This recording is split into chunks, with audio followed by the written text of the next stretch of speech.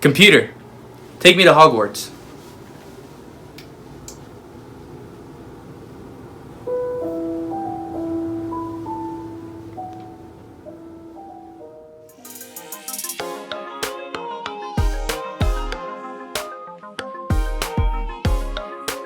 What's up, guys? Thanks for tuning in. Giancarlo here. As you know, I like on my YouTube to show more of a behind-the-scenes view into the life of a magician without exposing any secrets.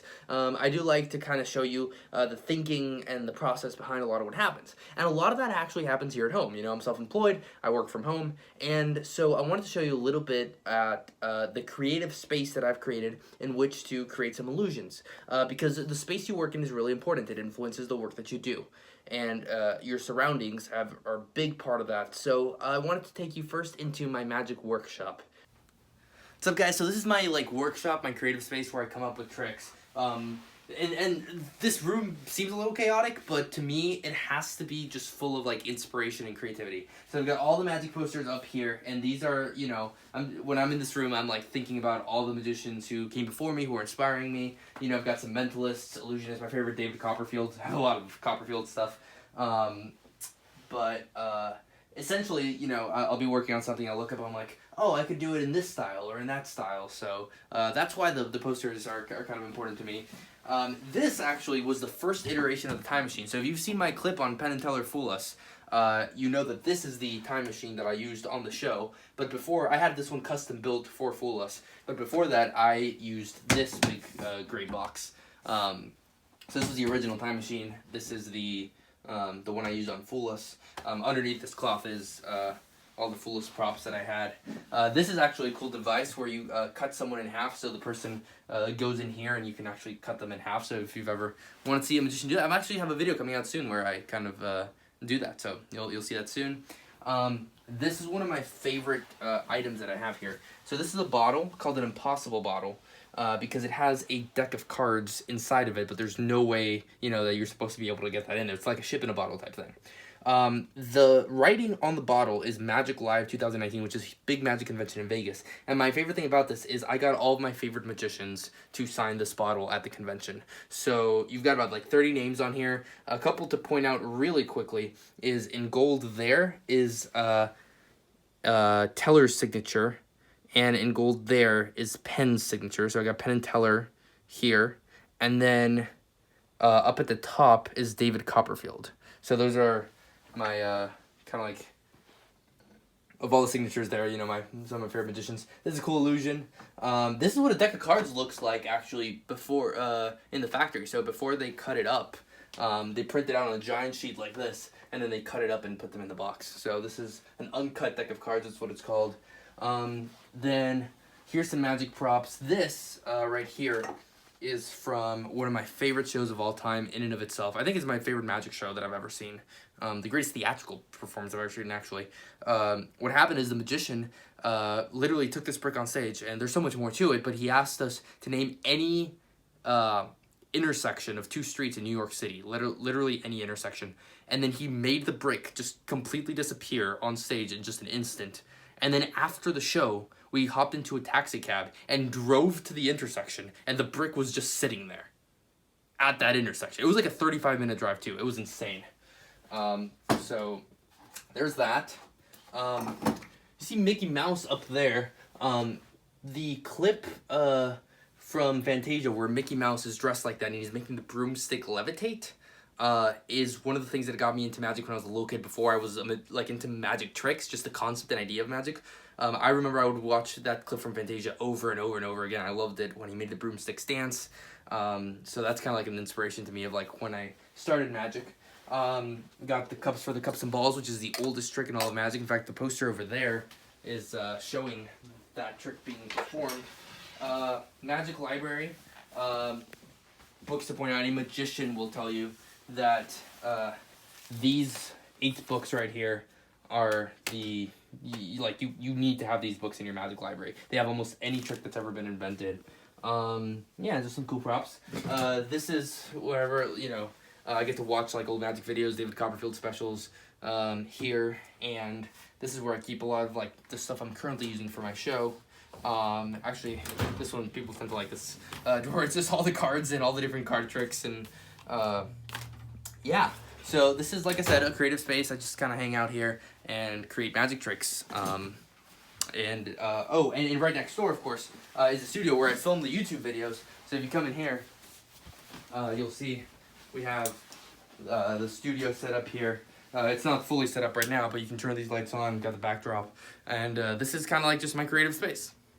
So that is where I create tricks. Another part of my house that is pretty creative is my dining room. Not really magic related, but it is still, an effort to remind me of what I love and why I love magic and the wonder that it creates. Most of you know I'm a huge Harry Potter fan, and so I've been collecting props from the Harry Potter movies since I was a kid. Recently, when I moved here, put it all up in my dining room and had some of it voice control, remote control activated, as you saw already at the beginning of this video, but I wanted to just kind of take you into a more in-depth tour for any Harry Potter fans out there who might appreciate it. So I have themed my dining room to be Harry Potter, kind of like a journey to Hogwarts thing. I had a lot of Harry Potter collectibles from my time in high school. I was a huge Harry Potter nerd. I mean, still am to a degree, as you can tell. And so when I moved in here, I was like, oh, let's just put this all in this room, and I didn't have a dining table yet. And so people would come in like, why do you have a Harry Potter room? And I'm like, it's a dining room. And so then I went out and got this table. So now it's a dining room that's Harry Potter themed. It's not just a Harry Potter room. But anyway, I still eat on the couch. I hardly ever eat here. So I just want to share this. This was a really cool find. This is the diadem of Rowena Ravenclaw, and I actually got this at a Renaissance festival. The guy who was selling it had no idea what it was, and I got it for much less than I should have paid for it.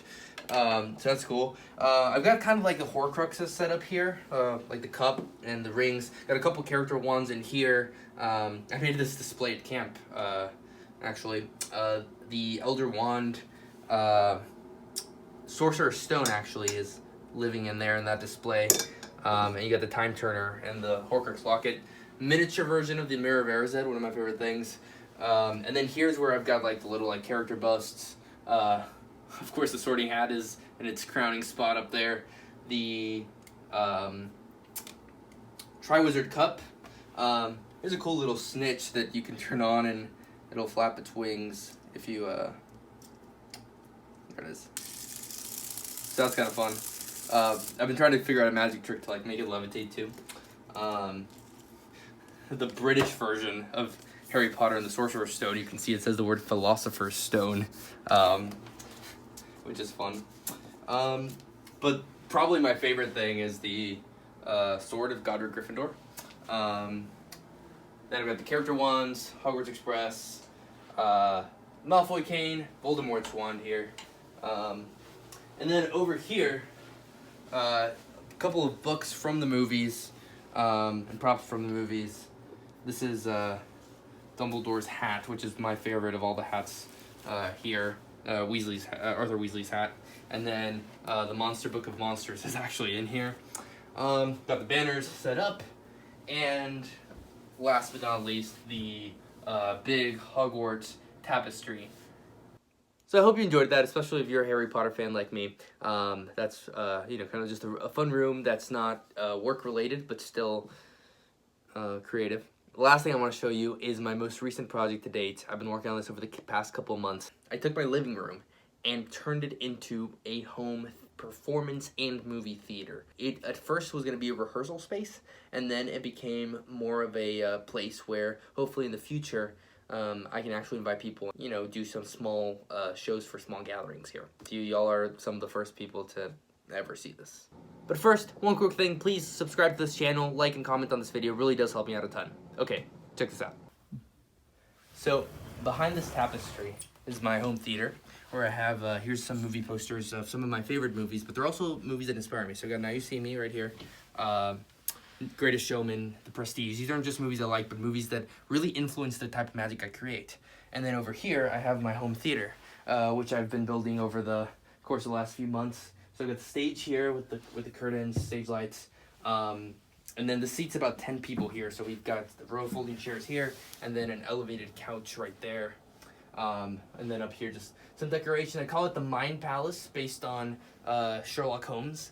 And yeah, so here is a couple of decks of cards with a map on them that was given to me by a magician named Brock Gill, who gave them to me with the intention of reminding me that I can use magic to spread the gospel to all nations. So I have that here as a reminder, as well as St. John Bosco, who's the patron saint of magicians. Don't ask about the elephant in the room. Up here is kind of where the magic happens, but if you move these curtains over here, you actually have a TV screen. So it also doubles like as a movie theater. And of course, one of the coolest things is if you say, "Computer, it's showtime," the lights actually turn to blue at the ceiling, stage lights on, and it's showtime. So it's a little eccentric, but it definitely gets my creative juices flowing. I want to just encourage you guys to, especially if you're working something creative, make sure that your surroundings are conducive. It doesn't have to be something as crazy as some of the stuff I've got going on, but definitely, maybe some artwork, even just a wallpaper on your computer screen. All that is important in terms of making sure that you are working in an environment that is creative. I'm headed back into the workshop to create some new magic that I'm going to be sharing with you really soon. Follow me on Instagram at Bernini Magic so you can see the finished product of what some of the magic really looks like. And please subscribe, like, comment for more content like this. I hope you enjoyed. I hope you have a great rest of your day. Take care, everybody. Computer. Mischief managed.